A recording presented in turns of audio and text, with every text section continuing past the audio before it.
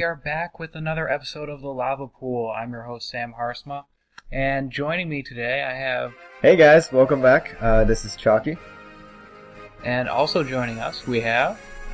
Dimson. Hello. Hey, Doris. Most enthusiastic greeting there ever was. I'm sorry. Alright, and... I know, we haven't had any episodes in a very long time.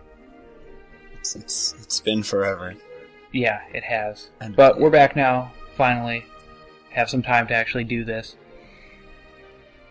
Last couple weeks, though, a lot of time on the road, and that's why I want to start off with... What's your favorite road trip food? If I had ever eaten it on a road trip, my favorite road trip food, and I don't want to butcher this pronunciation, would be poutine. After having it in Vancouver, it would be my favorite road trip food if I ever had it on a road trip. That seems like it would be very messy. Yes, on the road. But it's very fitting for a road trip, so it would feel like I was living in a story. If I was actually in the car eating something, then probably various and large bags of popcorn. Alright. On my end, I gotta go with the staple Wendy's. I know that's a little bit more of a common choice, but if you gotta go with fast food, which most of the time you will during a road trip, Wendy's is more often than not the healthiest of the unhealthy options. They don't freeze their meats, so anything with that will actually be considerably less fat because, as if you don't know, most places that are fast food burger joints will have like a thin layer of fat to ward off bacteria while they're still being frozen. And like if you ever compare like across the board, McDonald's, Burger King, like Wendy's will consistently be healthier if you compare similar items, similar sizes. Wendy's is also great because their dollar menus actually have like real stuff on them besides just like the bun and the patty. So you have like some nice lettuce, cheese, and onions and little things like that. I also like their grilled chicken sandwich. Oh, their chicken is so good. Their spicy chicken is amazing. I'm not a big spicy guy. The problem I had with Wendy's, though, is every time I would order a chicken sandwich, I'd end up sitting in the drive-thru for 5 to 10 minutes waiting for them to cook it. Really? I've never had that issue. And that's after waiting in line to get up to the window where they would theoretically give me my food. Yeah, most places there, the chicken patties are actually raw, and they have to cook them to a certain point, which is another thing about not freezing things. You can just kind of, they try to make it fresh so it takes longer, but obviously if we're in the Midwest area, I gotta give a shout out to Steak and Shake, the Nationals' pride and joy. See, if we're going for healthy, I really don't think that's your number one option. No, we're not. No. Nothing here. I mean, I mentioned that as the healthiest of. Yeah, if you're sitting in a car for 12 to 24 hours over a weekend, you're probably not too concerned with health or that weekend. If anything, I'd be more concerned. God, no.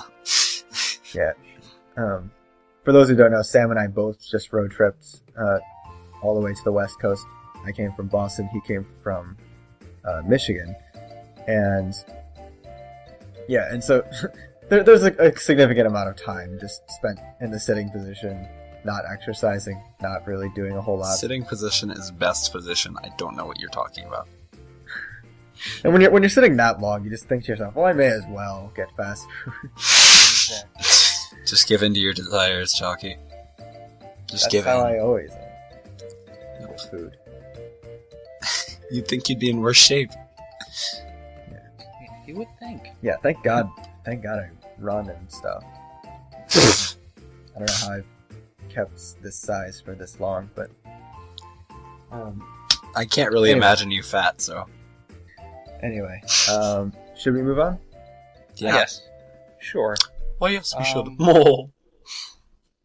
Sorry. Yeah, it's the very last hurrah for Black and White 2 going on right now. Regionals happened last weekend. They're going on another, how many for There's this? four more regionals with, I want to say, 2 more weekends?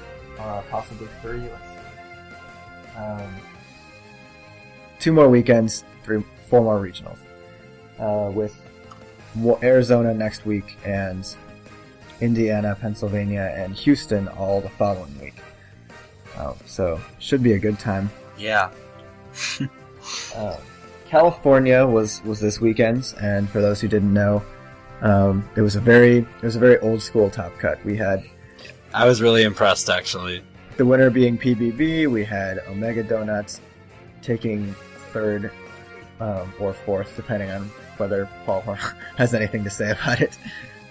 Paul taking also third, and Bad Intent taking second. Yeah, coming back from retirement. Yeah, that surprised me quite a hadn't bit. Played in a Pokemon event in over a year, so that's pretty fun. Yeah. Yep. We had a lot of interesting things happen this weekend, and I know we try not to complain about hacks that much, but, well, who am I kidding? We're Pokemon players. Everybody complains about hacks. Hacks is dumb! This particular weekend, a lot of people, from my own personal experience, and Sam can claim whatever he wants, but from my own experience, whenever I asked people how they were doing, it was either a very, they would say either I got a lucky crit and won, or they'd say, like, I got hacked out. And I was noticing a lot of really weird luck on my ends. There was 3 of the 4 matches that I lost, I ended up losing because something got frozen that I needed to make significant damage. Oddly hot in mid-fall. Capping off with one match where I had 4 freezes in one game. And then over on the Top Cut end of things, Omega Donut got frozen 6 times throughout his series, and once from Top Cut onwards, losing game 3 of his final game to multiple freezes, and Bad Intent lost his last game, also having a freeze in the last game. So it seemed like all around there was a lot of hacks going on. I know JTK also lost a lot of matches to crits and freezes, but pretty much everybody I talked to was having really, it was really strange luck. Yeah, it was. There was just something in the air. Even. Yeah, was that your experience, Sam? Yeah. My first match, I kind of got outplayed. I guess it turned out to be Rosta Charmander. But I didn't know who he was, and I just saw this simple little Trick Room team. It's like, okay, that's no problem. I can just taunt this Crest. He's the one person that runs Mental Urban Crest, apparently. Like, okay, Trick Room's up. Like, I'm just gonna taunt this other thing, thinking, like, he for sure brought his Amoonguss, but he switched into Heatran, and then Sunny Day'd, and then Erupted, even though I put Rain Dance up, and at the end, I could have brought it back, because he brought 2 fighting types, and I still had Articuno, and Hurricane missed his Conkeldurr. I'm like, okay, that's fine. The next game I won, like, super easily because I got a Ice Punch crit second turn against a Rain team. It's like you were on icy terrain. Yeah, I probably would have won that game anyway. Like, it would have been straightforward and possibly a little closer, but that crit just kind of took everything away from him. And then my third game I lost to a Muddy Water Miss. Yeah. I mean, it's one of those things where I think deep down we all know in our hearts they didn't actually modify the hacks for California, right. But there's a lot of people that's just like, this weekend would make you question. And it's... Sometimes there are outliers in a data sample. Yeah. It's, I know, King of Mars versus Cybertron, they were both... Oh, they had to play? Yeah, they did. So unfortunate. First round, wasn't it? No, this was like 5th round or something when they were both X and 1. Okay. Oh, wow. And then Gavin hacked Aaron. Yeah, I thought that was first round, because I know Aaron lost first round, but... Who did he lose to? First round? Yeah, that I don't remember who he lost to, I just heard that he lost first round, so I thought and when I heard Gavin hacked him out, I thought that might have been what happened. No, that was definitely later. Well, point is, yeah, there was a lot of hacks going on, and it was a pretty ridiculous weekend. in terms of common staples, while Sam's looking this up, we noticed there's a lot of Mamoswine, there's a lot of Crest, there's a lot of Heatran, so you did see that at the California Regional. Yeah, we're definitely seeing signs of the world's metagame influencing the last. I saw a lot of Trick Room. As resident metagame analyst, Demson.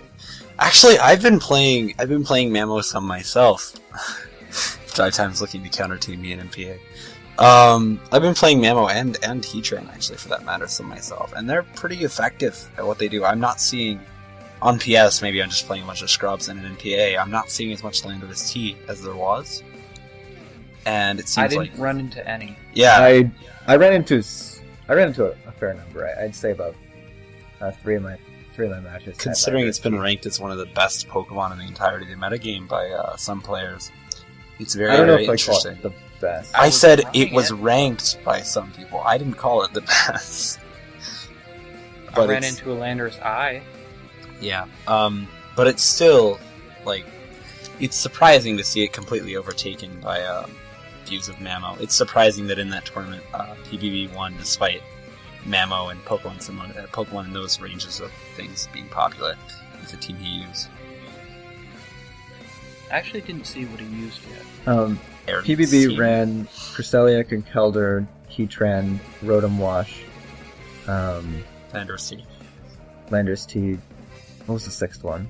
I'm trying to remember Aaron's team. Tyranitar? No. BI ran Tyranitar, but... no, I'm pretty sure that he ran T-Tar, actually. Oh, PBB ran a version of Zhang's team, but it wasn't exact. I'm guessing it wasn't exact because you can't exactly just run Zhang's team, but...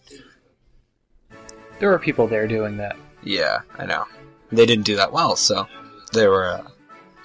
It just goes to show that the creator of the team has a lot more ability with the team than copiers. Nope, I was wrong. He did run Tyranitar.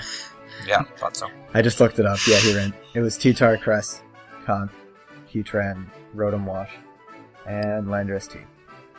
Yeah, so he saw that was successful and ran it. That's fine. I have respect for someone using the team. It's just most of the time it doesn't go all that well. So, yeah, it's the same 6. Well, we won't see too much more of it after the next couple weeks. I will admit that I'm very, very glad that Black and White 2 is leaving. As much as I've said it before, I am very, very tired of this metagame. Yeah. Right now, I'm really interested about how TBCI is going to move forward with this, just because they've sort of had a waterfall effect with announcing their regionals, unlike last year where we kind of got them all at once a little bit late in the game.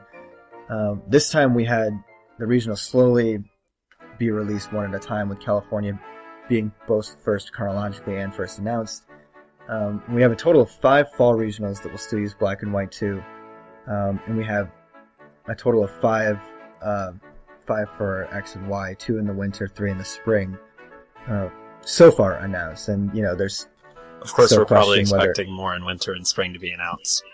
Yeah, I think a lot of people are expecting there's going to be more in the winter and spring, but if there isn't, then there's a pretty heavy influence on Black 2, White 2 on who's going to go to the VGC 14 Worlds, which is interesting because there's this whole... And it's not even Black and White 2. Yeah. Yeah, it's this whole question of most of the CP, like half the CP given out, could still potentially be from an outdated metagame, which will really bring into question... Yeah.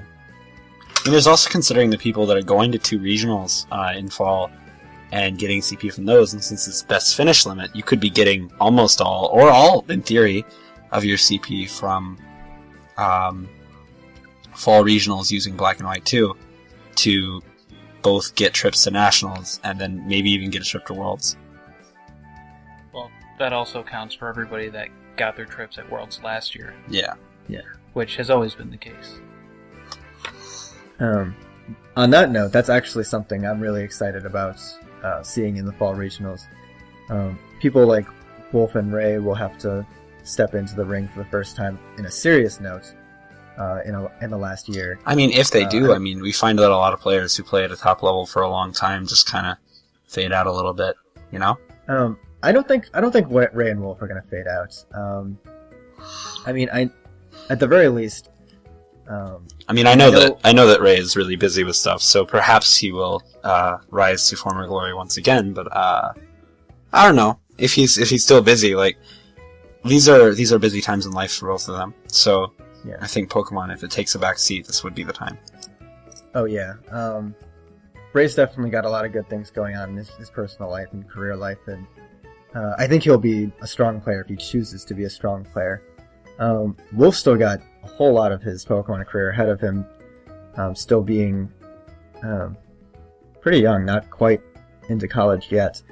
And I played him last year in the fall, this time a year ago, and he was basically running a troll team, and admittedly I got stomped by it, but troll teams are yeah. I mean, it was a really kind of amusing team. It was a Lily based team, and see, I heard someone say that team was serious. I mean, he did well with it. We were both 5-2 when we played. Yeah, yeah. And it was the last round of the Philly region. And you were using Rain, weren't you? So that would weaken your matchup against it a little bit.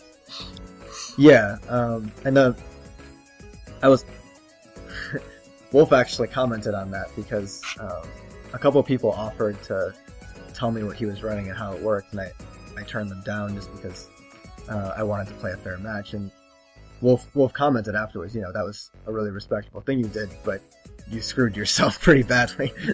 And I was like, yeah, I know, but I've got a lot of respect for Wolf, and I didn't want to play like that. If I was gonna win, I didn't want it to be like that. But I expect Wolf to be pulling something even more interesting once Fall Regionals hits, because he'll be back at Philly. Odds are next weekend, or not this next weekend, the weekend of the 27th. And now that we have to actually see him really seriously try, I'm looking forward to seeing what he brings out. It's always fun to see him play. Oh yeah.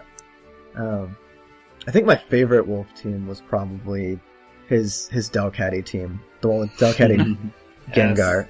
For those who never saw this, it uses Delcatty's Normalize and Gengar with Skill Swap to basically make it so the opponent can only use normal type moves, and he just has a Haunter and a Gengar on the field just running around. And it's a really hilarious team.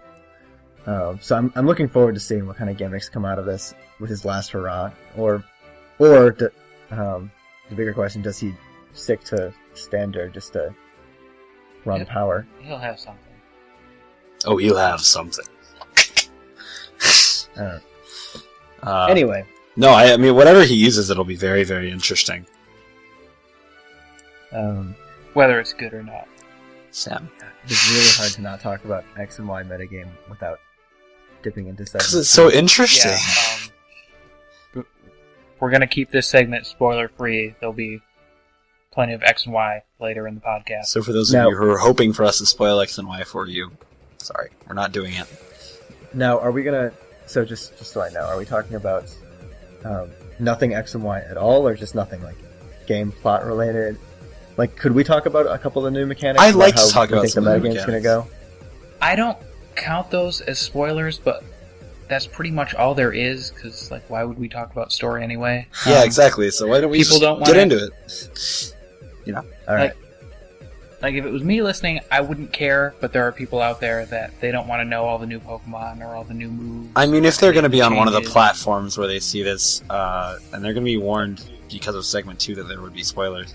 Hi, audience, we're talking about you right now. We'll talk about that later. Well, I assume some of this is going to get edited out. Shh, this is the best part. Going forward with these last Black and White 2 regionals, do you see the metagame shifting away from what it is at all, or is it just going to be this? I'm expecting to see... I'm glad that Memo's finally getting some respect here, because it's a really good Pokemon. And I have used it to good effect, and no one has been like, well, Memo's good. No, I mean, people have just always seen it as a niche pick. It's not really... And it kind of is, and it's kind of very specific to metagames. But if there's a metagame to use it in, this would be the one that you wanted to use it in. So I'm very pleased that he's seeing some play here. I'm expecting him to see more play going into the next regionals, and I don't know. I mean, I'm still expecting to see Cybertron team clones at Philly and things like that, just because it was a successful team and it was posted everywhere. So,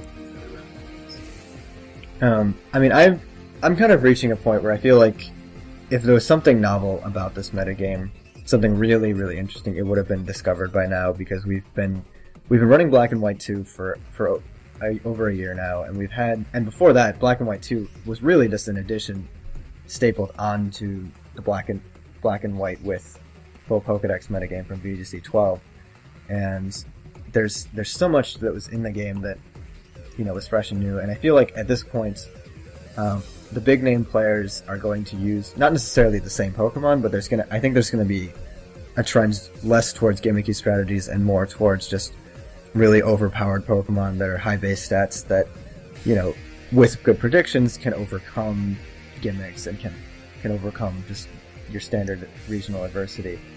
And looking at the top cut teams, it looks like there's a lot of even a Mega Donut who tends to run more gimmicky things in the last couple of years, committed to a very standard-ish team, using a lot of very commonly recognized Pokemon.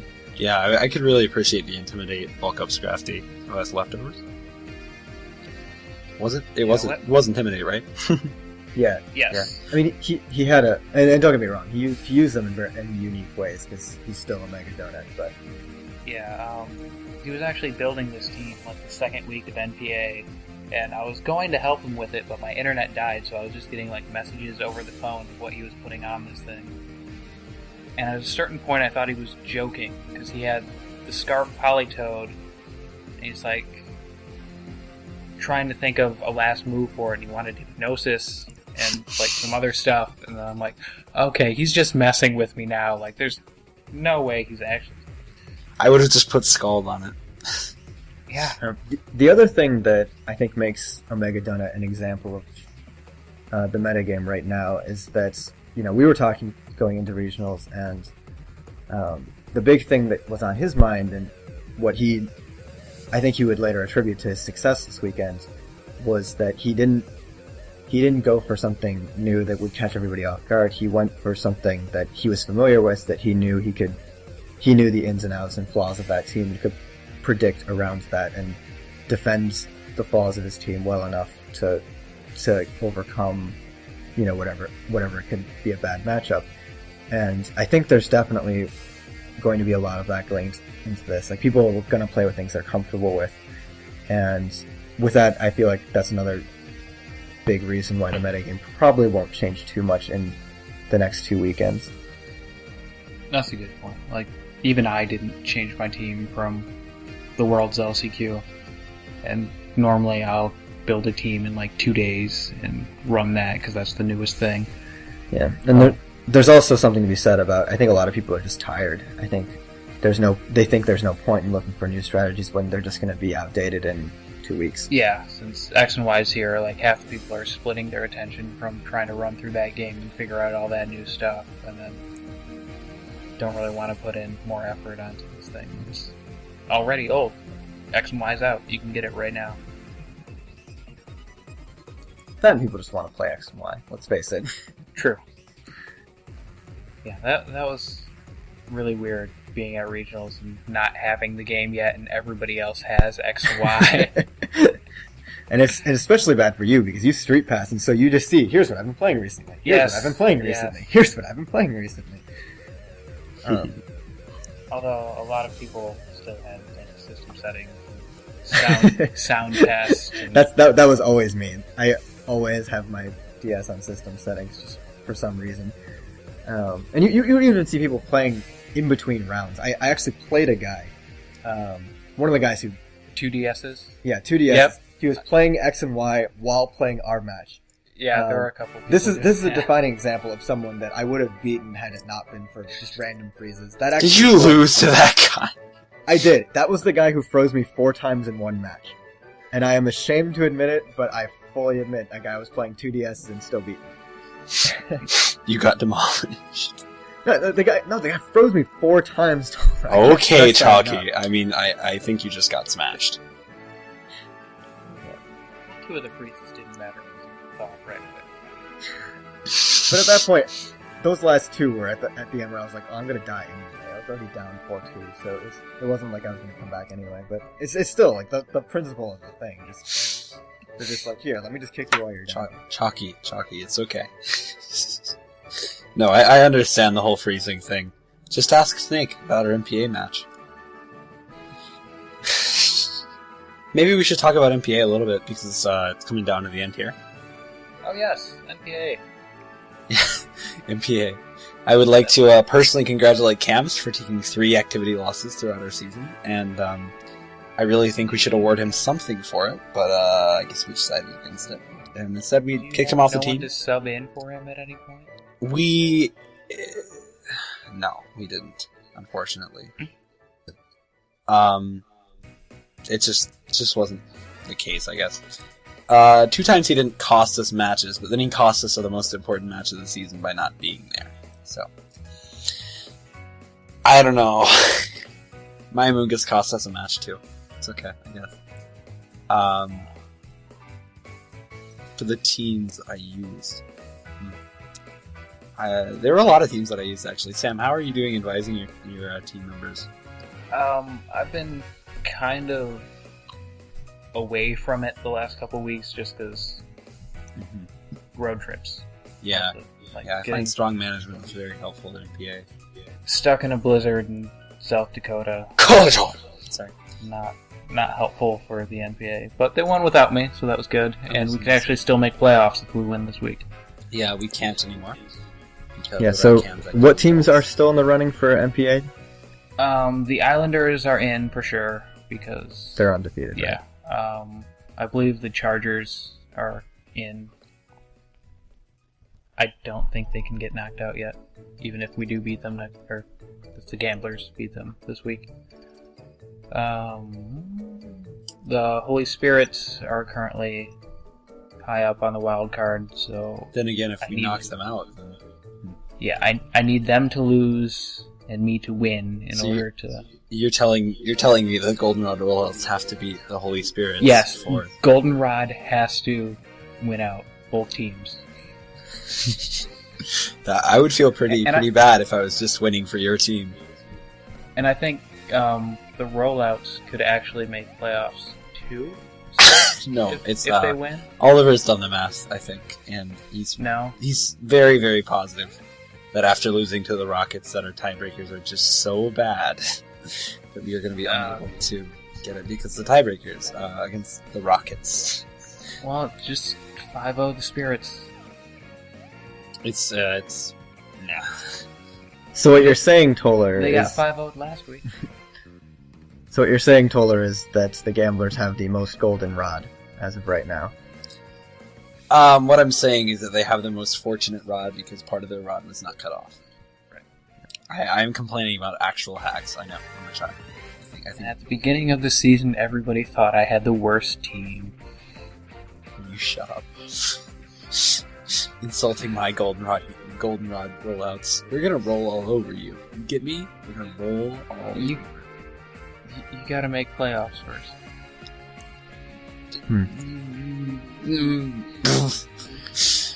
Actually, you'd have to make finals, and we'd have to make finals in order to.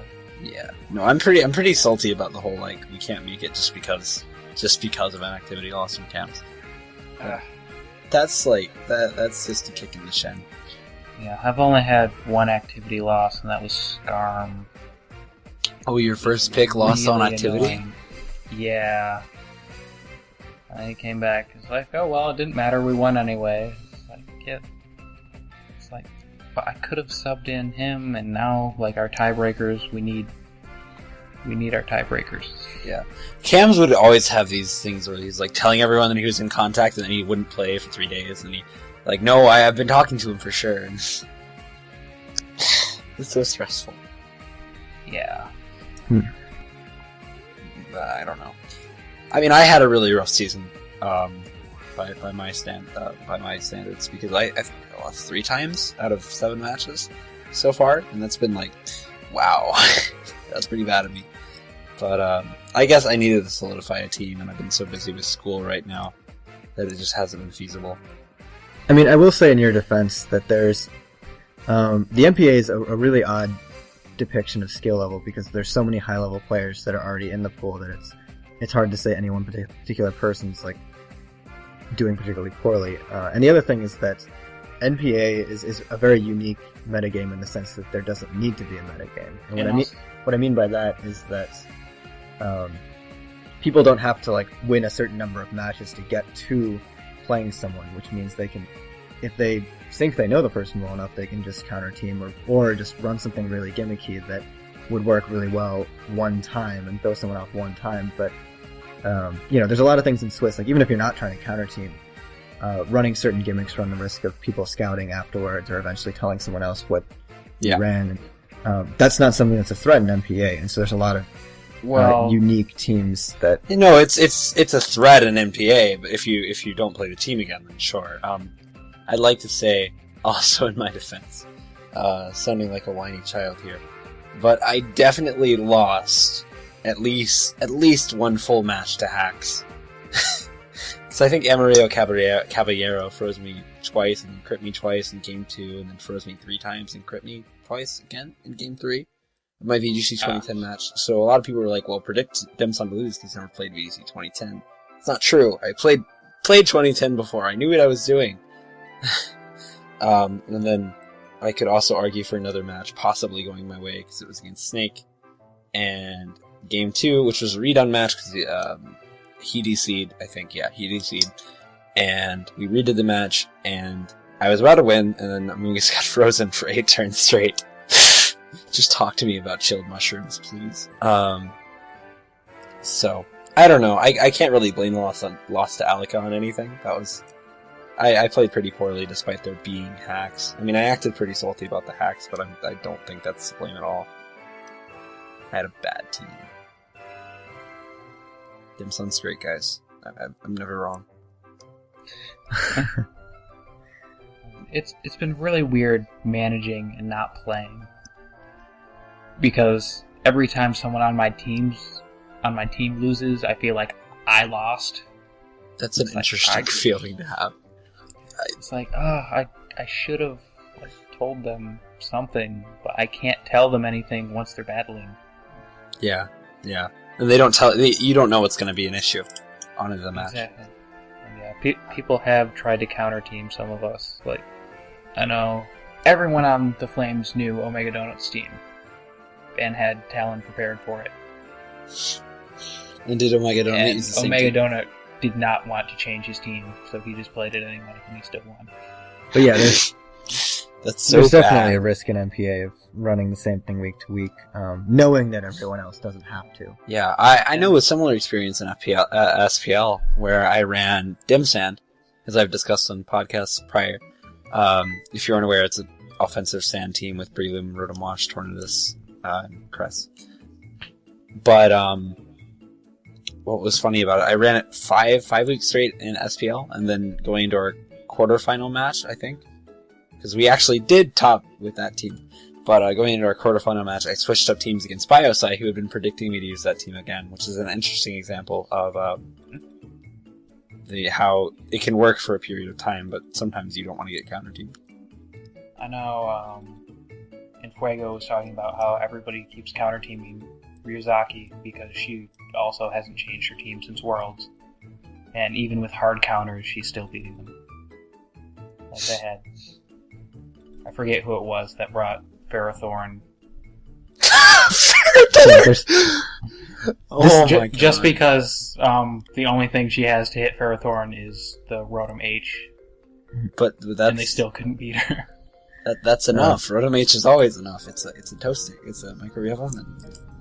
It will toast. And this goes back to what I was saying before about the stagnant metagame right now. Like there's what makes Triss's team so good is that it doesn't matter if the person knows what she's going to do. As long as she can predict well, she can still use that team and use the fact that they're high base stat Pokemon and like a well crafted synergy. She can still Gastrodon this high base stat. Yeah. I mean, Gastrodon has its own perks. I mean, it's common for a reason, and it's well known for a reason. And it's always fun to call Gastrodon bad, and I will not waver from that stance at this point. Gastrodon is bad. Anyway, but the point being, the team works, and it doesn't. And Trista's team is doing well because she knows it works, and she can play pretty flawlessly because it's like playing with an extension of your arm. Yeah, like you just like, oh well, this is a situation that I need to do this. You never you never skip a beat with those kinds of things when you make decisions. And Trista's a really great player when it comes to positioning. She knows exactly how to twist your arm so you have to react a certain way, and then back yourself into a corner. Yeah. No, I played against Trista one time at a real life event and I lost, so that was tough. The secret is minimized drift limb. The secret is Pokerob's minimized drift limb, guaranteed with a 100% luck ratio. That was a hard match to watch on the U.S. vs. Japan stream. Who was playing the minimized drift limb? One of the Japan people? Yeah, it was... Okay. I don't remember who. I'm not up on my Japanese players as much as I should be. Alright, well, no one is. It's fine. Alright, well, I think we should call this segment here. Stay tuned. We'll be back with X and Y. But until then, I'm Sam. And I'm Chalkey. And I'm Toler.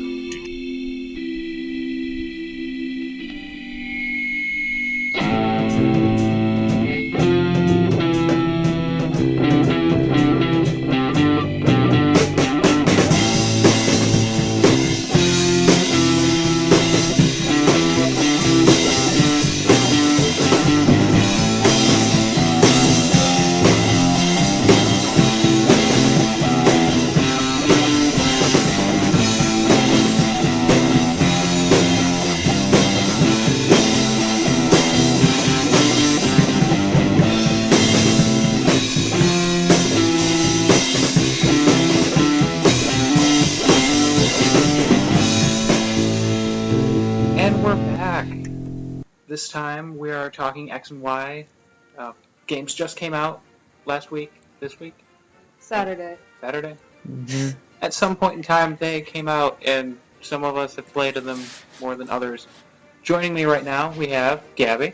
Yo, yo, yo. And we have Blake. Hey. Blake, when did you get the game? I got it on Friday at 12:01 with Benji, and I played it a little bit more than I should have. But yeah, got it at midnight. How much have you played? Well, within the first 44 hours of owning the game, I beat it with 29 hours logged. So quite a bit.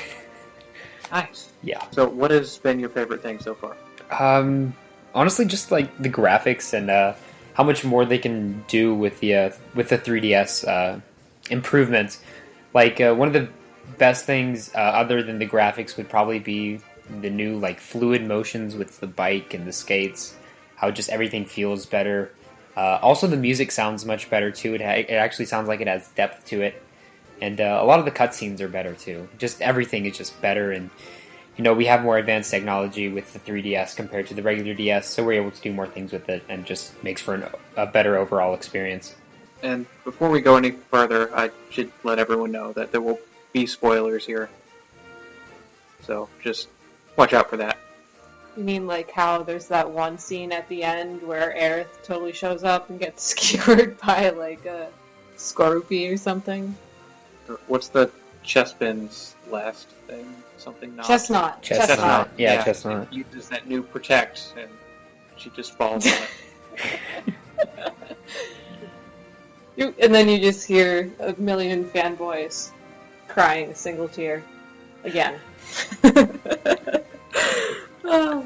So how far are you, Gabby? Not far.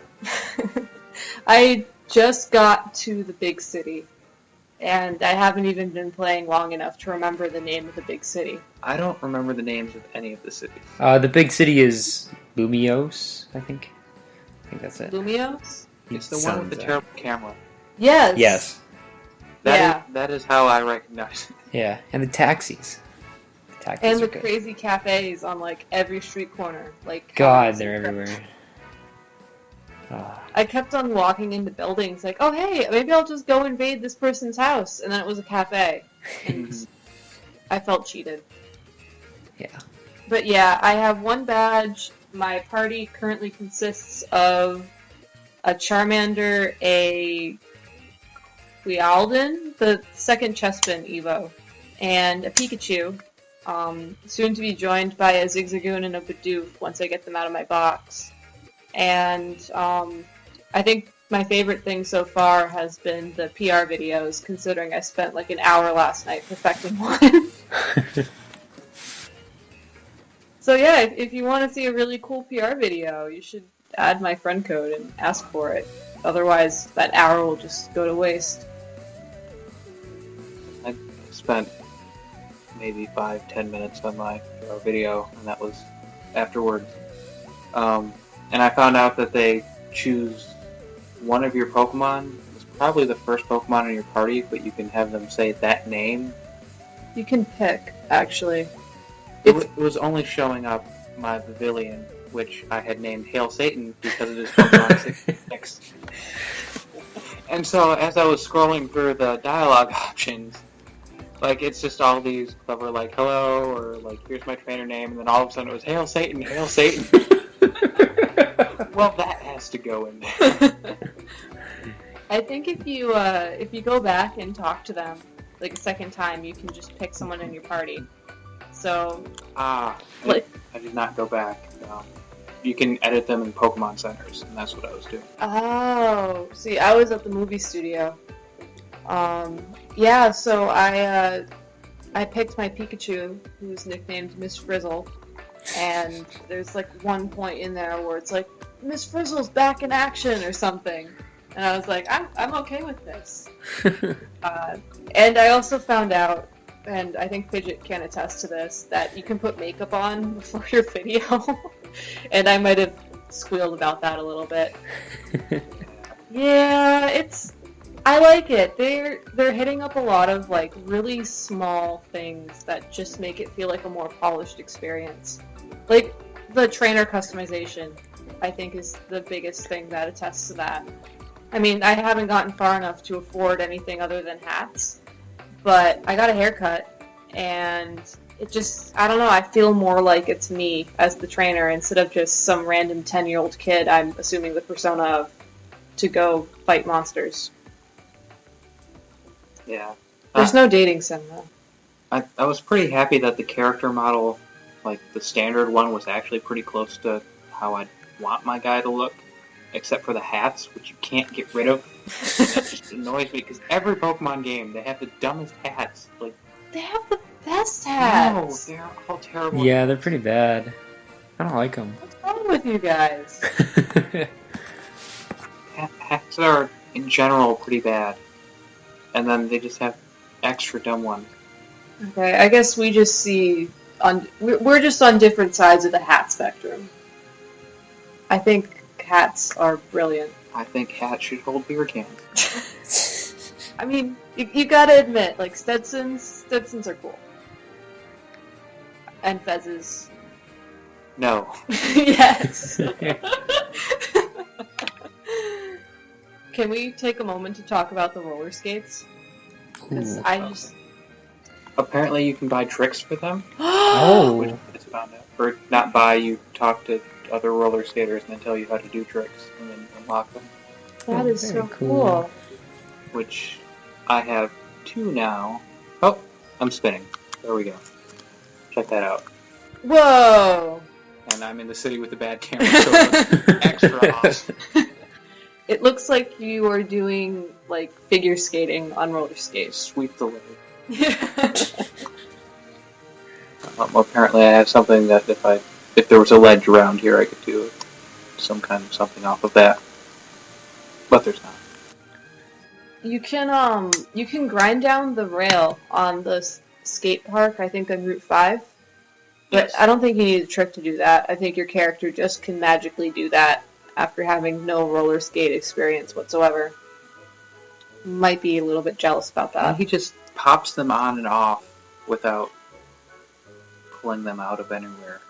Yeah, So it's almost like they're Heelys, but they're actual roller skates. all of the wheels. Hey, I mean, they figured out how to store creatures in Pokeballs. Yeah. I guess, creating a set of rollerblades out of thin air is just a small step up from that. I got a bike, which seems almost unnecessary, considering they already have the skates. I don't know, like, you've gotten farther. Is there any use for the bike? The bike is just pretty... Okay, so you know how whenever you're riding the skates and you can do the little dash thing? It's pretty much just like the bike is pretty much a constant dash with the skates.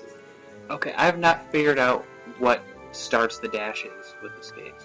Pretty much whenever you're actually on the skates, whichever direction you're going, just press that in with the circle pad again. Just like if you're holding it to the right, just press it again. It's kind of like a pulse thing. Yeah. Oh, okay. Yeah. That's really cool.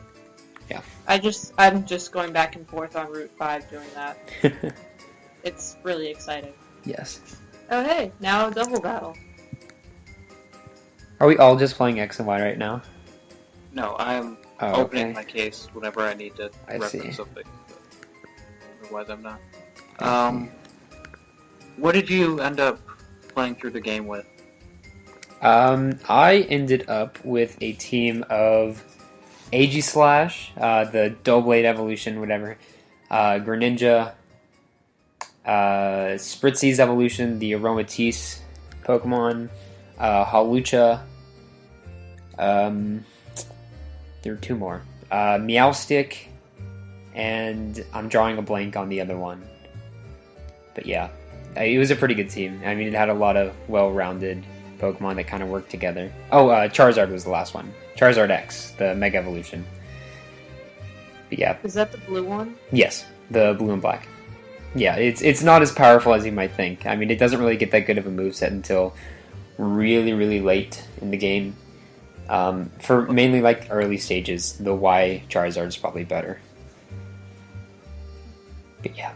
Yeah, I forgot how bad everyone's movesets are early game.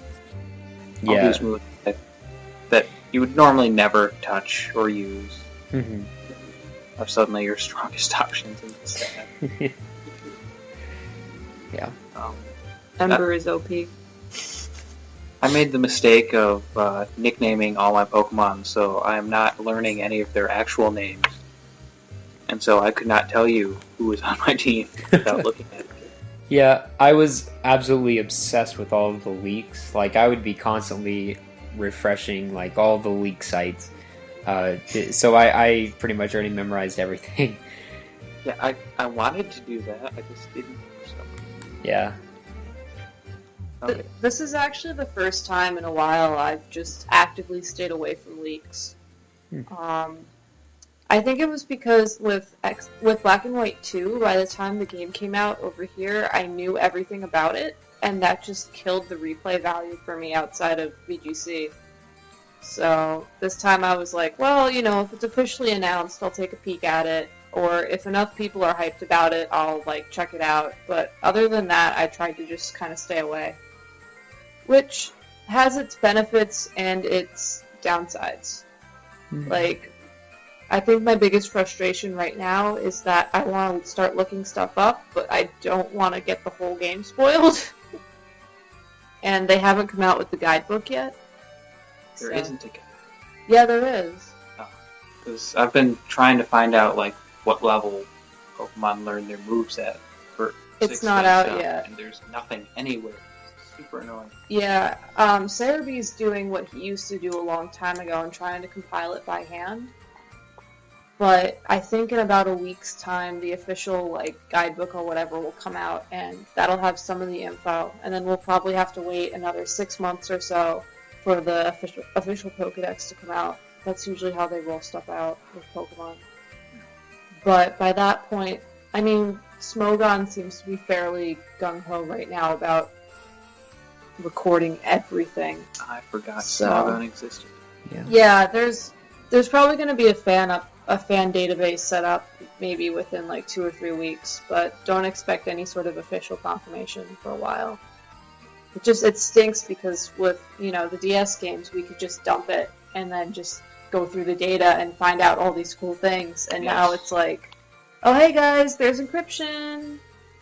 I did my first Wi-Fi battle today because the bottom screen was like, hey, battle area, like click on this thing. It's like, okay, and then just pretty much shook me to GBU, and I did a free battle. And the first guy I got matched up with, and none of my Pokemon are level 50 yet, they're all low 40s. He had a Go-Go and one of the fairy things, and the fairy had a grass move that was like Discharge or Surf. Really? Which did almost no damage to my Pokemon, except his Go-Go had Sap Sipper. Ooh. That's smart. Well then.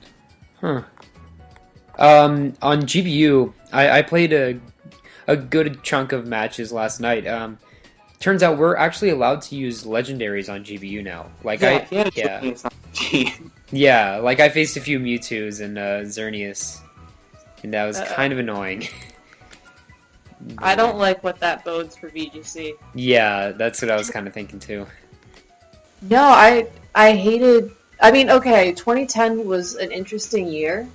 Allowing legendaries and stuff, but if they just open the floodgates and say you can use Mewtwo, everybody's going to use Mewtwo. Yeah, especially with its base stats. Yeah, and it won't be kind of I think the metagame for 2013 at this point is there's a set of 20 or 30 mons that you can pick and choose from and come up with your own strategies.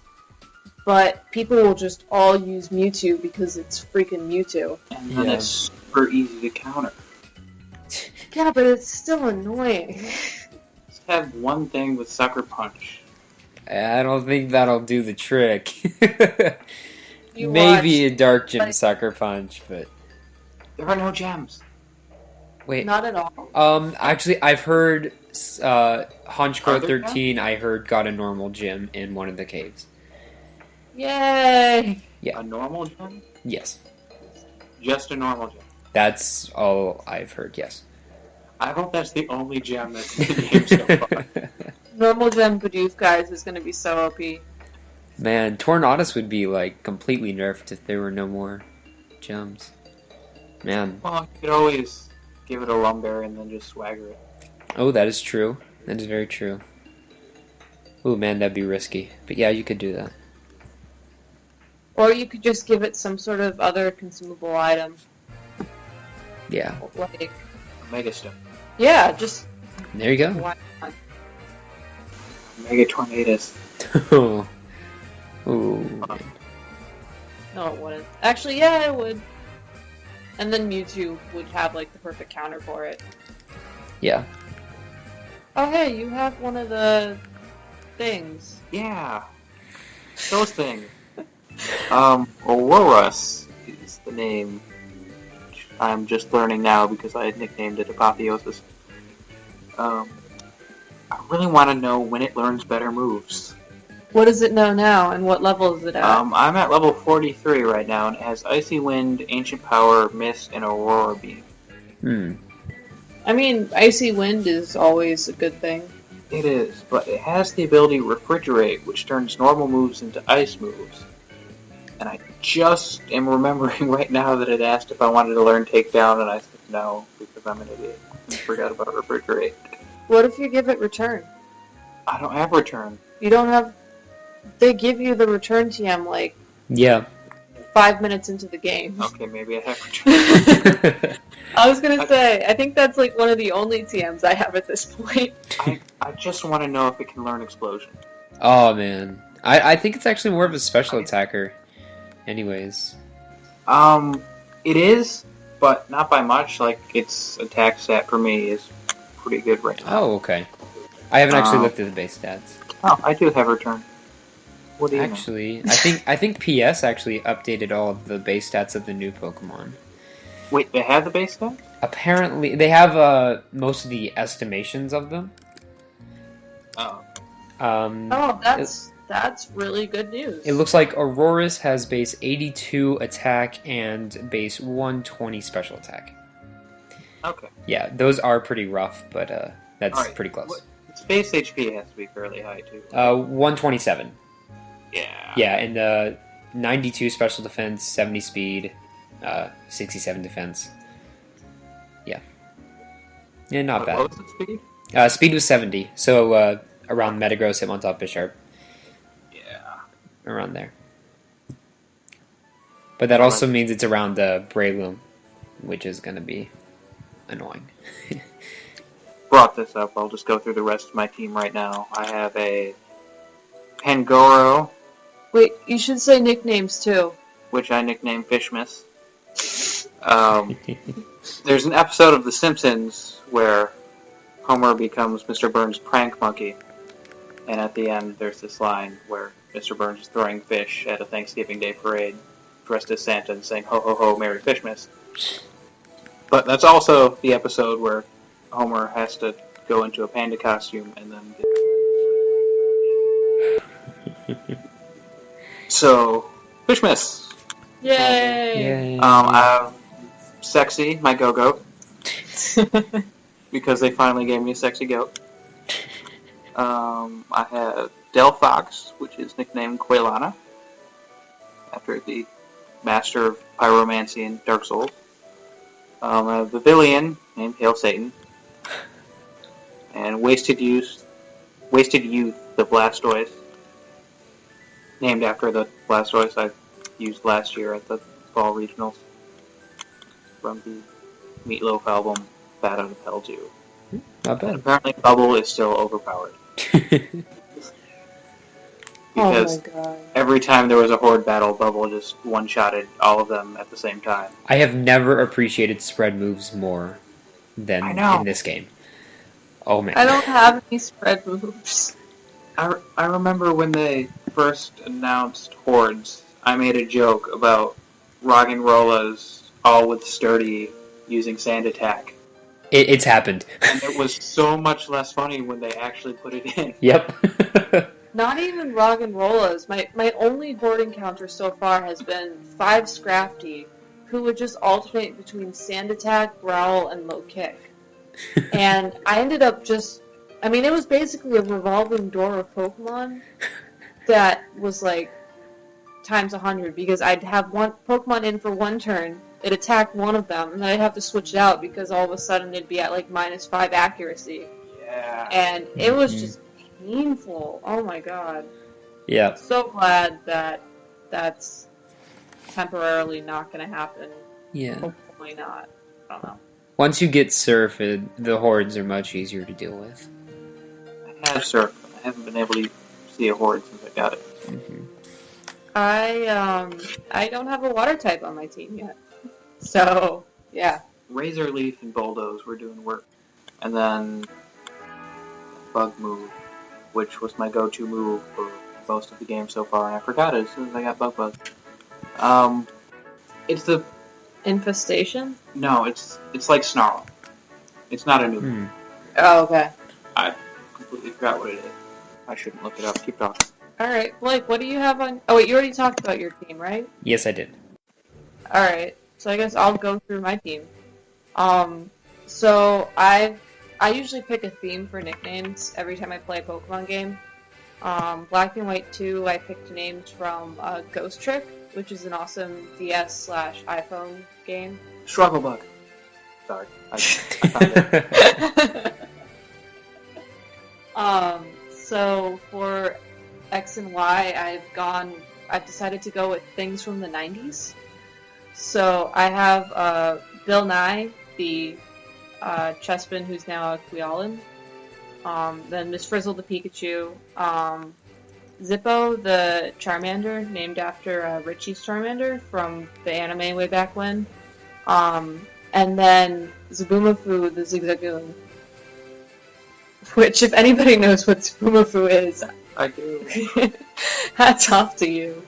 And then I have a Bidoof named Arthur because that's just how I roll. So, before we get into metagame stuff, What's been your favorite part that you've seen so far? Honestly, I'd have to go with just the overworld improvements. The graphics are so pretty, and kind of like what Bopper was saying, or what Blake was saying earlier, the music is so much better. It feels more polished. That being said, I would debate if it's actually more polished because of the whole frame rate drop when it hits 3D or whatever. But it still feels like a Pokemon game, only it finally feels like one that's been updated for the year 2013. I wouldn't go that far. I'd say maybe 2003. No. 2003 was the year of Hoenn with trumpets, and this is the year of the guitar. We've totally gone beyond that. The guitars are everywhere. It's like especially in like the Elite Four music, I've noticed. It's like it starts out really good, and it just goes into like this very, very long guitar solo. It's like really dragged out. I've not gotten to the Elite Four yet. Do they include so I don't know if anybody else noticed this, but in the Black and White 2 Elite Four music, they had a little snippet from the Ruby Sapphire Elite Four music. Oh, really? There was just this one run. Is there any callbacks like that? It sounded kind of familiar with some of them. I don't know what from, but I'm sure there were. I didn't like specifically recognize them, but it sounded kind of similar to some previous ones. Okay. Yeah, there's a guy, I don't remember where, but he might pop up a couple times where he will play you music from other games. Really? And then he asks for a tip. And the first time I talked to him, I was just kind of mashing buttons and I had my sound off. So he's like, how'd you like my song? Would you like to tip me? And I'm like, what? What are you talking about? What song? Do you remember where you found him? No, and I went back to him later, just searching for stuff. And then I heard music. But I don't remember what it was. It was one of the early towns in a building. In a building. Yeah, it's like a house. Was it? But it wasn't the city. Don't think it was the city. Okay. It was in a house, and there are no houses in the city. I might go back and poke around, because that sounds really cool. There's a couple of songs that if they updated for the 3DS in terms of the number of instruments and the arrangements and stuff, I would be incredibly happy. I mean, I already plan on buying the soundtrack, but just being able to hear that in game would just... It'd be nice. Okay, so let's move on and talk about how this might impact competitive Pokemon. We already talked about maybe legendaries being allowed in. I'm not going to try and guess on rule sets just yet, just because there's so much stuff we don't know. Specifically with Mega Evolutions, whether those will be allowed, how many will be allowed, you can only do it once per battle, how many Pokemon do you want to give those items to, because then they can't hold a different item. I think the reason why Mega Evolution is tied to an item, though, is so that they have the option to just flat out ban it if they want to. Yeah. There were some interesting conversations about that at Regionals this past weekend. And King of Mars was very convinced that there would be Mega Pokemon and possibly Legendaries allowed in VGC 14. But I'm going to have to disagree. I don't think there's enough available at this point. Maybe Mega Pokemon. But I feel like that would be something that they'd introduce like after a year to say, okay, now we're going to update this metagame by allowing you to use Megas. It would feel very strange if they allowed them at first and then either took them away or just let us sit with a stagnant metagame like they did for 2012 to 2013. I mean, I know there were a couple changes, but it was pretty much the same metagame. I don't know. The Therian Landorus kind of changed stuff up by himself last year. Yeah. And then Snarl everywhere. I never saw someone use Snarl at an event. Really? Yeah, never. Which is really funny because I ran pretty much rain teams for every regional except last weekend. I don't know. Legendaries I would like to see just because we haven't had them in 4 years now. Yeah, 2010. Yeah, so it would be fun. I'd like to give those a try. Because last time they had it, I was not ingrained into the Pokemon community at all, and also did not know how to catch or breed Pokemon, so I basically just had whatever was sitting on my carts at that point. And that really limited my options as far as legendaries went. And I would like to give that another shot. Especially since they have an Ice Dragon since last gen. I haven't been able to use anything. I use Kyurem so bad. Yeah. But now there's an Ice Rock Pokemon, and that will have to do. That's gonna be actually that might be pretty hard to use competitively. I mean, thinking it over, it's pretty weak to a lot of common moves. So's Tyranitar. That is true. That is true. That is true. I mean, I don't know. 4 times weak to 2 very common priority moves. It might be a little bit tough to deal with. Well, how common are they gonna be? That's true. They might not be that common in the next meta. We'll have to see. I don't know. There's a lot of stuff that got nerfed. Yeah, that is true. That is true. Run down the list right now. Hidden Power is now base 60, always. That is huge. No higher, no lower. I think that changes like 14% damage output. Like, yeah. It changes a lot. Like, you're not really going to be able to just slap on Hidden Power for coverage anymore, I don't think.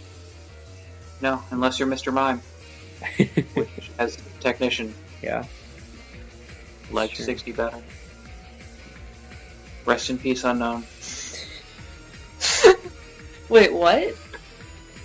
Unknown. The only move it learns is Hidden Power. Oh. I mean, arguably, nobody was really looking at Unknown anyway, other than to, like, spell out obscene things in your party. I don't know, So, it could have made a comeback, but now it's just not going to happen. So sad. I don't know, I still feel pretty OP that I taught myself how to read unknown letters back when the third movie came out, and doing stuff like that was considered cool and hip and happening. The only shiny I've ever caught in game was an Unknown. It was the J. Ooh. There are a lot of people finding shinies in X and Y. Like, it's kind of crazy. Like, I've seen a lot. Did they up the encounter rate? Like, has there been any official word on that yet? Not The that word. I know of. Well, I think in the game, there was like some obscure dialogue that you could go through, and it mentioned the Matsuda method. Like, it didn't say, oh, you have a 1 in 4,000 chance as opposed to a 1 in 8,000 chance, but it said, like, if you breed... Oh, I bred, like, a bunch of these Pokemon together, and one of them was different colored. I think it's because it was foreign or something. That's a really racist way to put that. So other moves that got nerfed, stuff like Blizzard and Thunder are now only 110 damage. What's going on? I just encountered one of the poodles. Oh, nice. Sorry, continue. So yeah, the strongest moves all got nerfed. Thunderbolt even Yeah. dropped from 25 to base 90. Yeah. Is that really going to make a big difference? I mean, it's still, if you're running Thunderbolt, you're running it for accuracy. You're not, if you want power, you're running Thunder. It depends. Because there are a lot of Pokemon that use a coverage move and only need to calc so much that way. And then also, if you're running like Thundurus or Thundurus T or even Zapdos, they have so much special attack that they don't need to risk Thunder. They can still get their KOs with Thunderbolt. That's true. Yeah, because like at National or at the LCQ, I ran a Thunder's T that could OHKO bulky Thunders with Helping Hand, Electric Gym, Thunderbolt, and I bet with that base power knockdown, I probably wouldn't be able to get those KOs. And I bet with in the case of a Nosh at Worlds, like he was able to Oko Creselia's with Thunderbolts. And I bet, again, with that, the change in base power, you wouldn't be able to sweep with Thunderous like that. So it'd probably change, like, sweeping capabilities. But if you're just chunking things, it probably wouldn't change that much. Yeah. It does mean that bulky Pokemon across the board are now even bulkier. Right. And we can kind of see that with the new Pokemon with the base stats. A lot of them are bulkier too. Like we're seeing a lot of base 150s and like 130s in defenses. Wait. Like Aegislash has. Yeah, just lay those on me. Yeah, that Aegislash Pokemon, in its stance form, it has base 150 in both defenses, but 60 HP. But then whenever it attacks, those base stats shift over to its attack stats. And then if you use that King Shield move, it shifts back to defense. And just like a whole bunch of shifting of base stats. And then like that Aurorus, that has a pretty high, that has some high defenses. And Carbink, I know, has some good defenses. And I don't know any more off the top of my head, but I mean, looking through the list of base stats, there were some really good, just really high defense and HP stats in the new Pokemon that were released in X and Y. That's really interesting because I think one of the things that we got from this year in terms of VGC is how hyper offensive all the teams were at the end of it. Were they? Yeah. They were pretty offensive. I want to say so. I mean, at the LCQ, I think most people were running like 4 sweepers, and then they had a Cresselia to tank everything, and then their last slot would just be something like pure coverage, or not pure coverage, to like not to stop a certain strategy. Regionals was different, but I was kind of thrown into a pool of LOL hacks, I win players, so I don't think that really counts for a metagame sample. Most of that regional. You guys covered that though in the first thing, yes, right? We did. Okay, so moving on. I feel like in order to, or I guess maybe the next logical progression of the metagame, or of Pokemon in general, is to just focus more on, like, I guess defensive synergy and provide more options for that. Because 99% of the time, if you're building a VGC team and you want something to be your defensive hub, you pick Cresselia. Yeah, Maybe you do. kind of seen. I'm speaking as 90% of the metagame. Fidget, you are your own special little snowflake. It's a really weird thing to pick as a defensive core because everyone calcs to try and kill that thing. But they still have trouble killing it. If people calc for like 2 HKOs and 3 hit KOs. Like they don't calc for Okos. Like there might be a few mons at Oko, like Helping Hands and like Dark Gym Crunches from Crawdons. But I mean, like they're pretty rare to actually get Okos on Crest. Yeah. But it's one of those things, like there are plenty of things that 2-hit KO it. And you can make anything in this metagame survive 2, or at least 1 hit. So it's not actually that much bulkier unless people are ignoring it, which is what most of them do because Crest can't really do all that much back to them. I mean, like you might get It's played badly.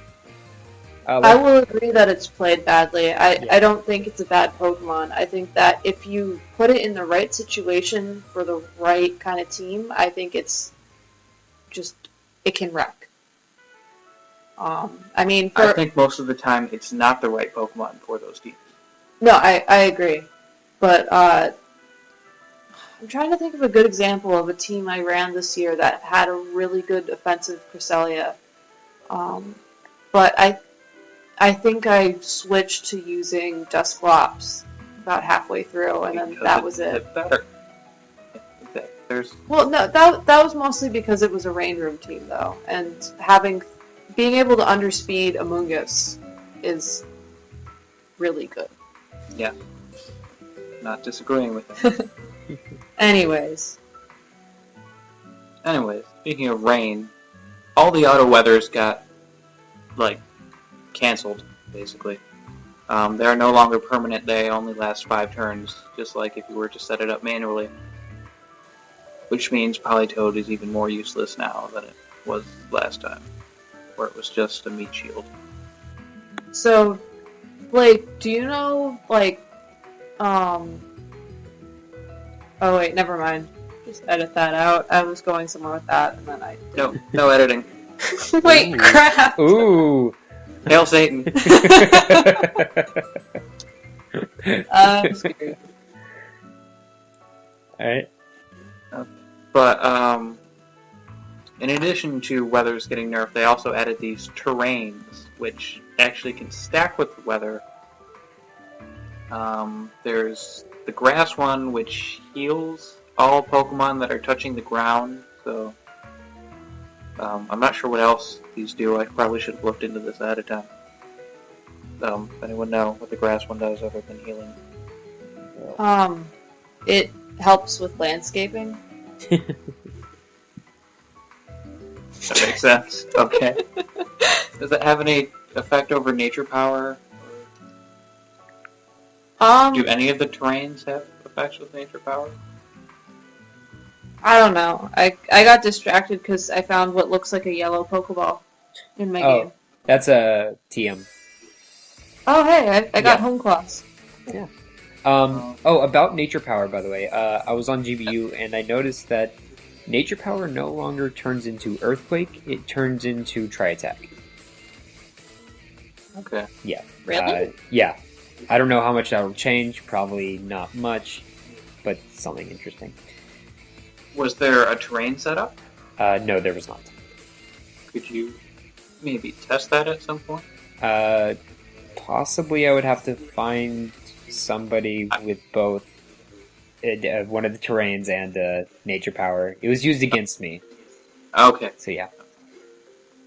Let's see. There's the electric terrain, which prevents sleep from happening, I believe. Caffeine! Is there somewhere I can look these up so I'm not just pulling stuff? I heard, I don't know if this is still true, but I heard something about the electric terrain doing something with Pokemon with Volt Absorb and Lightning Rod. Or all the electric move boosting abilities. Not 100% sure if that's correct. That's just a rumor that I heard. It makes sense. I mean, if it's an electric terrain and it's an electric related ability, I feel like that's just logical. Yeah. I think Cerebi has the most information about terrains and stuff at this point. Yeah, probably. Chalkey wrote these show notes for us, and he wrote down the names of them, but instead of telling us what they do, he just wrote rain, dragons, dragonsborn. I don't know what that means. Yeah. I guess the mist terrain nerfs dragon move 50% or something. Let me look this up. Okay. Misty Terrain creates a low-lying mist that protects all grounded Pokemon from status conditions and halves the power of Dragon-type moves. It lasts for 5 turns. So it's like Safeguard. Yep. It's like a more situational Safeguard, actually. Because they have to be grounded. Okay. So Yeah. it's just levitators and flying types that don't get it. Right. But it will have the power of Dragon-type moves. It sounds like it's going to be regardless based on abilities or types.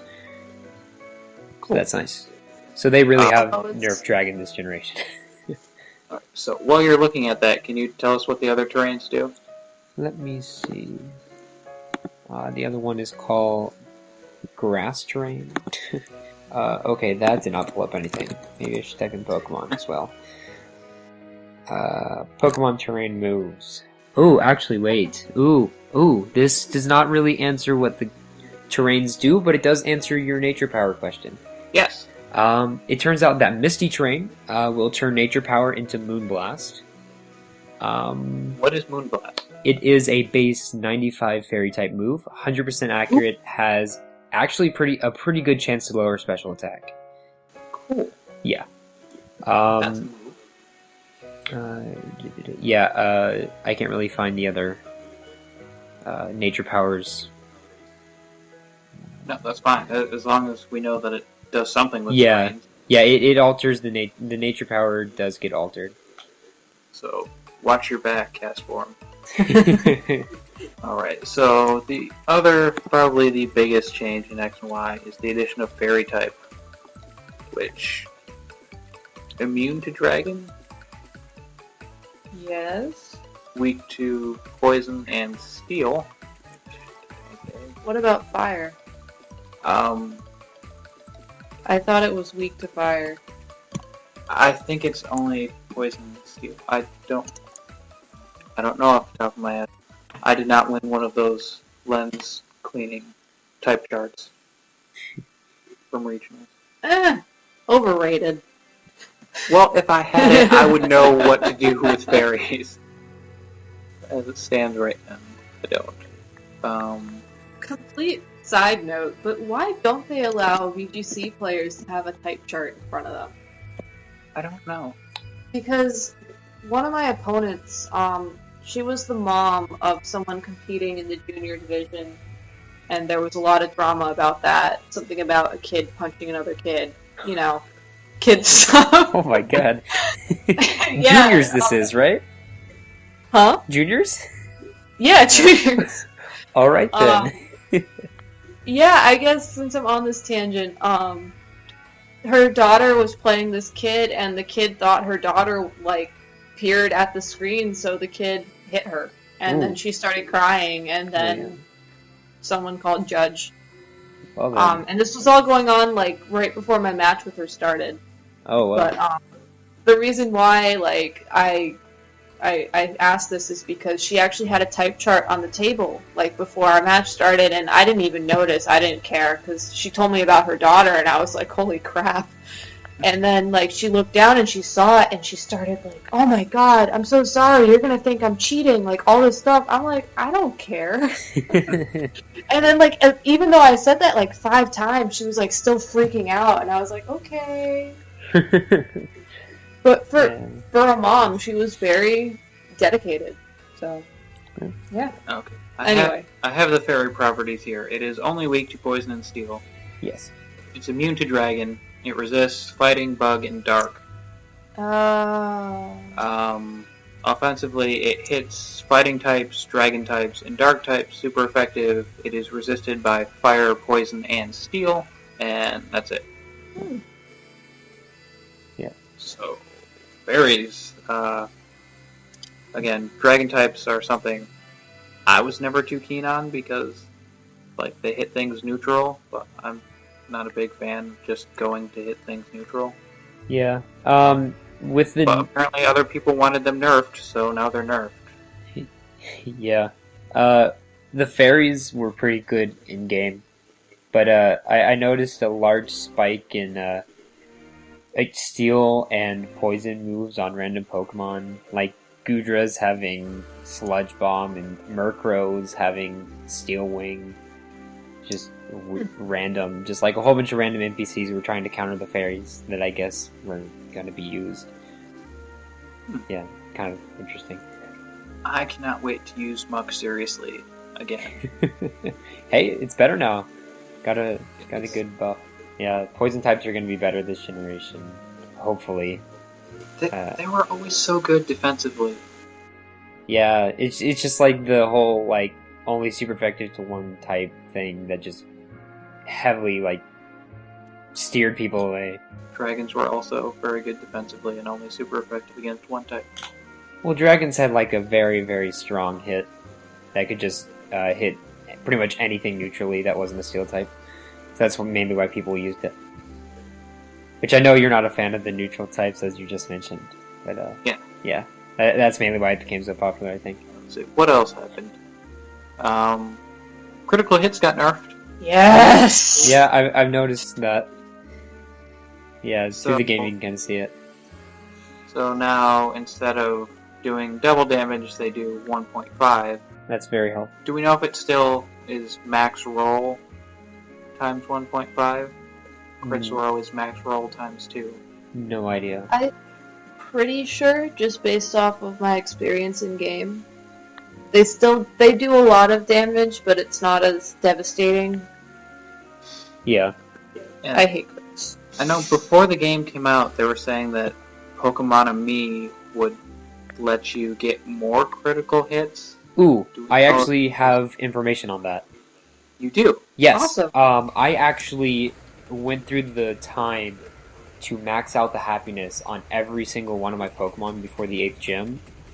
And oh my god. Pretty much like it only affects in-game. Only affects in-game. Does not transfer over to GBU. I have tested this. Thank you. Yes. There is a god. Pretty much, the way I tested it was because in-game, if you have max happiness, after your Pokemon faints an opposing Pokemon, you can scratch the bottom screen and it will pet your Pokemon, and it doesn't work on GBU. So I'm just kind of assuming that nothing else transfers over as well.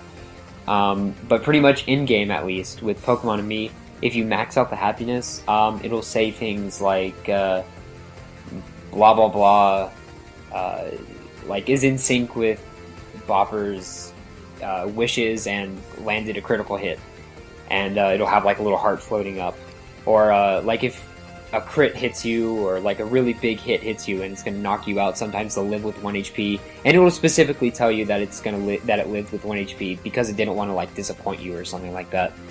And the best one I've seen is something paralyzed my Greninja, and right after that it shook off the paralysis.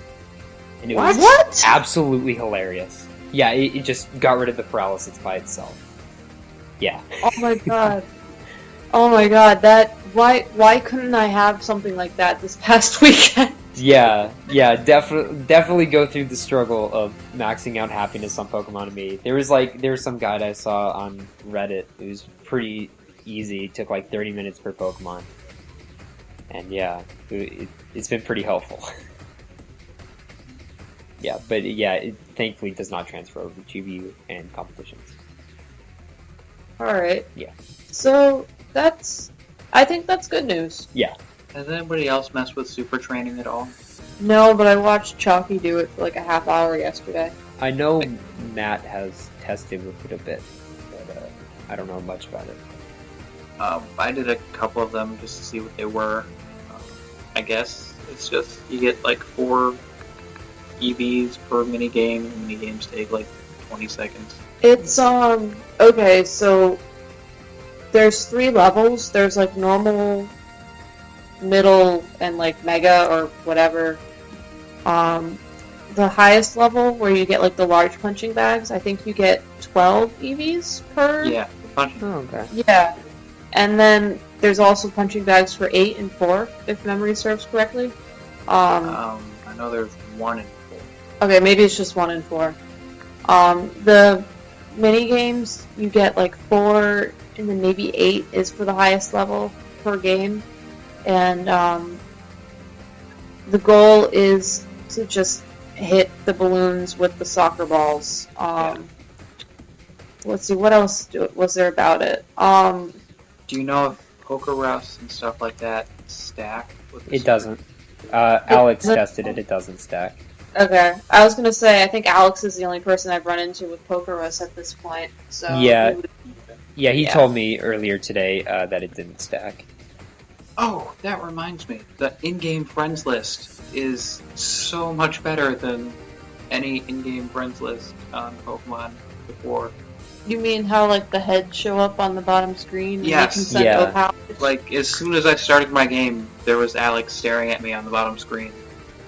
And then Irrelevant came on later, and he's just been shooting me with O-Powers the entire time I've been playing. So I've always had, like, level 3 experience boost. And it's just amazing. I need to start leveling up my O-Powers because I remember the past powers from Black and White 2. Once I finally went through the trouble of getting enough orbs to start using them consistently. So much fun. So much easier to level up. I'm going to go ahead and admit I have no idea what you're talking about. Really? What is this magic? So, you know the whole Entralink thing that exists? Sure. Okay, so if you're going to like pick up your Pokemon from the dream world or whatever, Okay. you enter the Entralink. There's like that tree. Okay. Yes. Now I remember Yeah. the tree vaguely. So if the only reason I did this is because it was for a trainer star. If you talk to the tree, it'll give you like a mission to do in someone else's game nearby. Okay, And you if- lost me. I don't remember the tree talking. Well, you don't actually talk to the tree. You just like poke it, and then it shows like a mission board or whatever. So it's not the Deku tree. No, it's not the Deku tree. Okay. And then, like, the missions are really simple. Like, one of them is you could be a Pokemon and you have to hide, like, an item or something in the world for the person to find. You can battle a version of the person. Obviously, you're not actually battling them. It's like a passive NPC kind of battle with their Pokemon. There's, like, a race or something. There's 6 or 7 missions that you can do.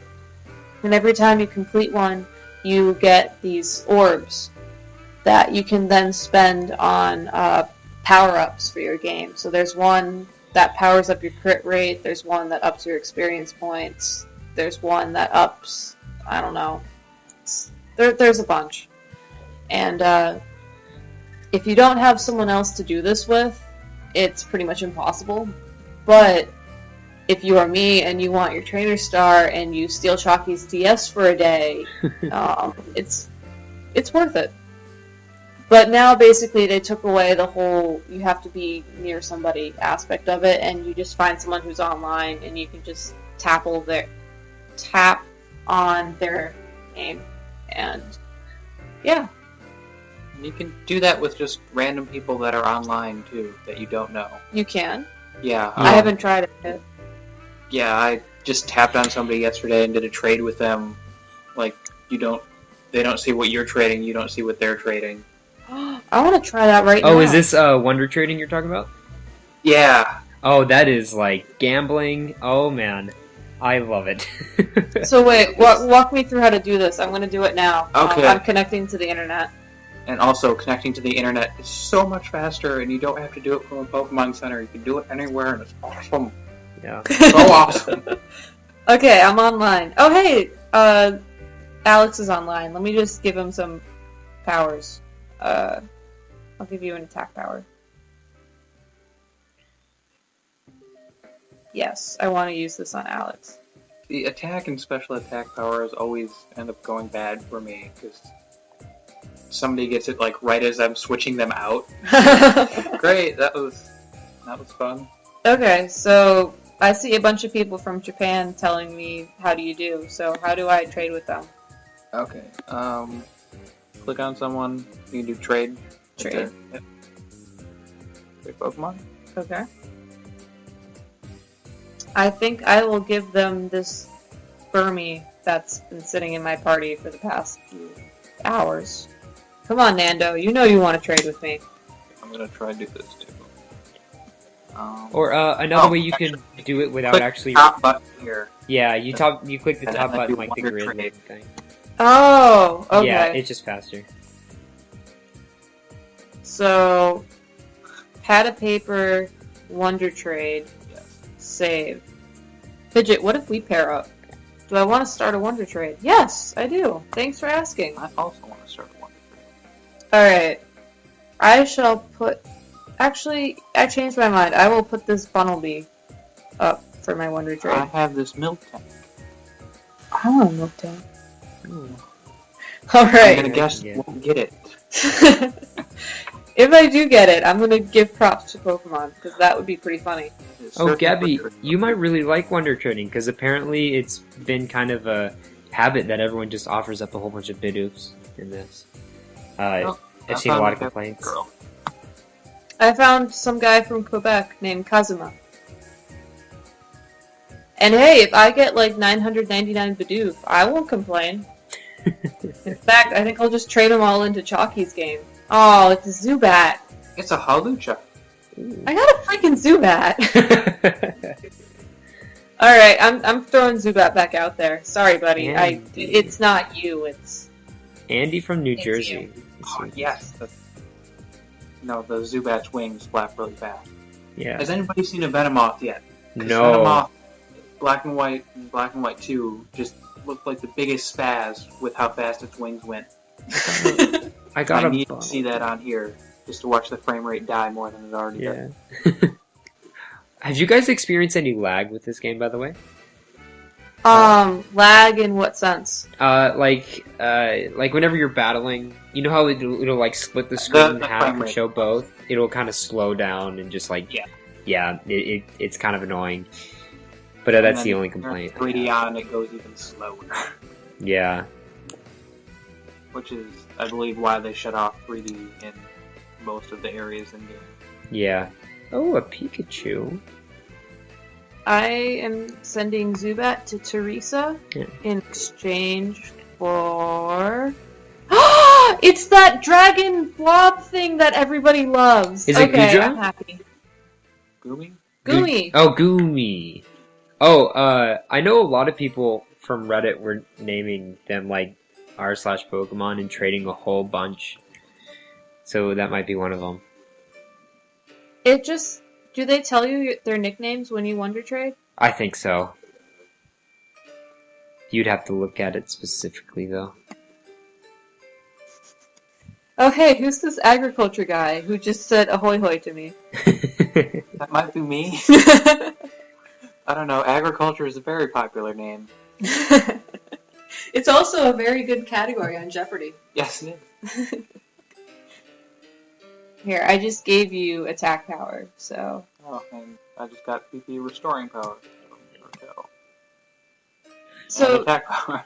the more you give people powers, does that level up? Like, Yes, that okay. levels up yours. Cool. Then I will keep spamming. Okay, I'm going to close this again because we are recording. And we've actually gone over an hour already. We Oh, have. wow. Yes, we have. Oh, crap. Oh, yeah, we have. We've covered nothing. We've covered everything. We've We're just covered supposed a to lot. talk about how cool X and Y is. Yeah, it's fairly cool as it turns out, other than the camera and the frame rate. Oh, But the internet's awesome. yeah. And having the friends list just be the 3DS friends list is kind of my favorite thing so far. Yeah, it's pretty awesome. That means people that change their DSs constantly. I won't have to re-upload their friend code when they change back. Also, character customization. I don't know if we talked about that much at all. I think I mentioned how much I was in love with it. Okay. By the way, I still keep getting kicked out of that place in the big city. You have to just walk into pretty much every shop in the city at one point. Oh, really? Yeah. I've heard Yeah. talk to everybody in the museum and then do these cafes or something, and it still didn't work. I went into all the buildings. I went into all the cafes. I talked to a lot of people. I didn't talk to everyone. I went through the museum, And it worked. and yeah, I got let in. And then it was like, hey, everything on this floor is for girls only. Sorry. And I was like, well, no. And then I read it again and saw the part where they said floor. It's like, oh, there's another floor. And I Yeah. went upstairs and everything was over 100,000 Pokemonies. And I went, no. Yeah, I heard a lot of good stuff is in that store, but like it's $500,000. So, like, I wouldn't call it good. oh really? Huh. Have they figured out an easy way to get money yet? Not that I know of. There are some money O powers, and I've got an amulet coin on something. Just because it's an in-game playthrough, and that's what you do. You throw an amulet coin on whoever's first in your party. Yeah, and then you just go through the Elite Four like 9,000 times until you max out your money. I did that in Emerald. It was just as painful as it sounds. So, before we sign off here, is there anything else we need to cover? Don't think so. Pikachu says its name. Yes. Does. And I named Pikachu, Pikachu's Cheese Demon. I don't know why. It could be because my nickname is Hot Cheese on here. They've actually remastered a lot of cries whenever they enter battle. Like, I know Charizard's is remastered, and just they really polished up this game. It's pretty good. One thing I've never been able to tell Pokemon based on their cries, just because I play most of my handheld games with the sound off. It's a skill I envy from other people. Knowing the Pokemon without seeing the game. I only know the ones that were in Pokemon Puzzle Challenge. Just because, like, every other minute they'd be crying. Like, oh my god, you got a, 4 in a row. I'm gonna make a noise. Uh-oh, I'm attacking you. I'm gonna make a noise. Oh no. The music's sped up. I'm gonna make a noise. Oh look, a second has passed. I'm gonna make a noise. Amazing game, though. I could probably, I know I could tell Skuntank because it farts. And what's that? Floatzel because it sings a song or something. Floatzel's cool. Do you know what's the evolution for Cricketune? Or is that the evolution? That's the evolution. Cricketot is the little one. Okay, yeah. So Cricketune. Woo! Yes. That's one of my favorites. That was great. Do you have anything else on this list? Crit Nerf, Steel Nerf. How is Steel Nerf? I don't know. Weak to everything now. No, it's not weak. It doesn't resist. Yes. Anymore. That's actually really annoying. With the Doughblade, I've been really annoyed whenever they send out an Absol and I have to switch out. So, yeah, it's been helping for Steel types and being nerfed in general, I think. So now Kefki is the new Metagross Bronzong, right? Because its only weaknesses are fire and ground. That sounds about right. What are Kefki's stats, though?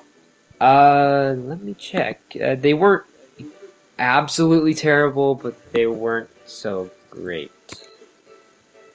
Let me see. Actually, yeah, they're kind of subpar. 83 HP, 80 attack, 89 defense, 80 special attack, 85 special defense, and 80 speed. Yeah. Maybe it'll Mega Evolve next. Actually, I think they confirmed that no Kalos Pokemon are going to Mega Evolve. Well, I said next game. Oh, next game. My bad. Misheard that. Let's see, what else do we have? Misty Terrain, Fairy type, Grass Electric, Sticky Web. What is that? You forgot the second part of that sentence.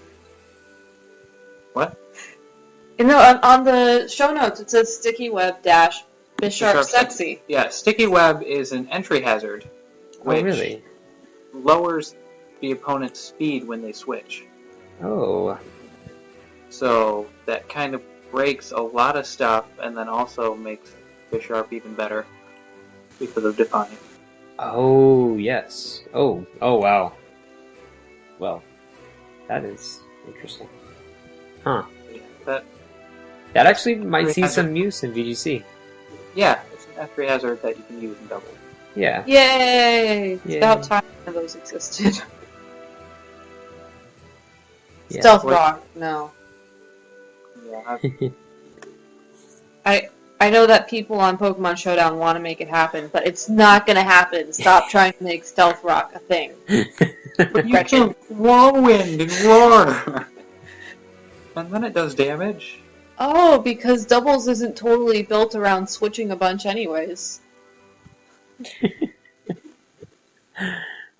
You mean to tell me you can't use single strategies flawlessly in doubles? Well, it's weird. People think they can. Like I use Sword Stance on the Scizor. I know, it's weird. You know you're just gonna die, right? Yeah, that is quite a singles idea. For sure. What there? I think Chalkey actually ran into a Sword Stance Scizor at Regionals. He didn't talk about this on the podcast, but he said it didn't do any damage to him after it danced. Gotcha. Because they never do. Oh. Every now and then they'll get a bullet punch that would have killed even if they didn't sword stand. Yeah. I don't know. Okay, Oh so my god, Gumi is so beautiful. That pretty much I'm doing one more summarizes the Wonder past Trade. week. one more wonder. Okay, we'll do one more wonder trade and then we'll. Are we all So, gonna do Wonder Trade? I'm offering my level 2 Scatterbug. Aw. Hail Satan. No. Should be. Let's see. I'll offer up this Helioptile. Let's see how this Oh, while we're on that, Pavilion, do we know what determines their color yet? It's it's 22, based on where you live, like where you physically live. I think it's So time zone. America just one place, or is it based on states? I think it's time zone. Time zone. Okay. Yes, I think it is time zone. So, is there a way for me to change that? I do not know that. Because mine still has Michigan, and so the Eastern time zone. So I've got this. Is that blue or purple? Colorblind. that is purple. I've got this purple one, and I want a pink one. I don't know. Um, I know. We have Texas has a pink one. But yeah, you guys gotta get on that. Yeah. Trade. I guess so. I don't know if it actually stays the same. Huh. Alright, did you get your trade? Yeah, so I traded with somebody named Konta from Japan, and I got a Yapu, or Pan 4. Yeah, Pan 4. And four. The water monkey. So, probably just gonna throw that one back up for Wonder Trade, because I don't really want to use one, but, you know, I got a Gumi, I'm happy. I got a Derp Blob. It's good. But that and Stunfisk would have a lot of fun together. Okay, so I think we'll wrap that up here. Next time on the Lava Pool, we should talk about more of the VGC stuff, because hopefully they'll announce that soon, because winter regionals are, what, a couple months? 2 months? January 18th is Florida, Okay. which so, means January 17th is World. So 2 months to get a rule set, establish a metagame, learn how to actually get Pokemon that don't have terrible stats, and then distribute them to the players that want to use them. And then get tickets and dining reservations, and I'm excited. Or you can just stay next to and eat at the Wendy's, not actually at any point. We'll see about that, Fidget. We'll see. Alright, well until then, I'm Sam, I'm Gabby. I'm Blake. and we'll see you next time on the Lava Pool.